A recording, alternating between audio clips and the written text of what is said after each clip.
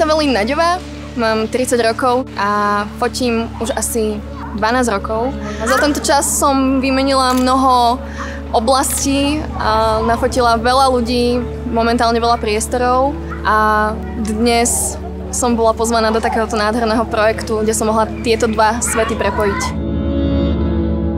No keď som sa dozvedela moju tému, komunita, tak som sa veľmi potešila, lebo to stelesňuje takú esenciu môjho bytia, že ja som veľmi komunitne založená a ja som ten človek, ktorý ľúbi združovať ľudí, takže mi to je veľmi blízke.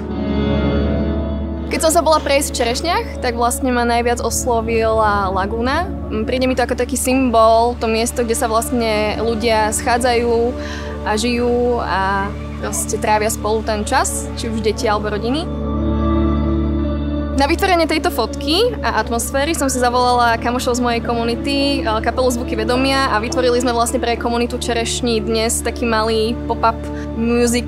Ja som sa na to celé pozerala z nadhľadu, čiže ma aj mrzí, že som nebola súčasťou toho diania, ale bola som na 15. poschodí a snažila som sa zachytiť ten správny moment.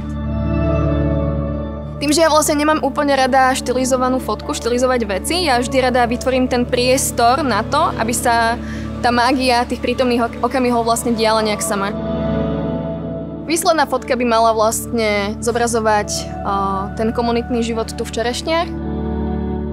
Verím, že sa mi podarilo zachytiť vlastne tie farby a ten život, ktoré Čerešne ponúkajú.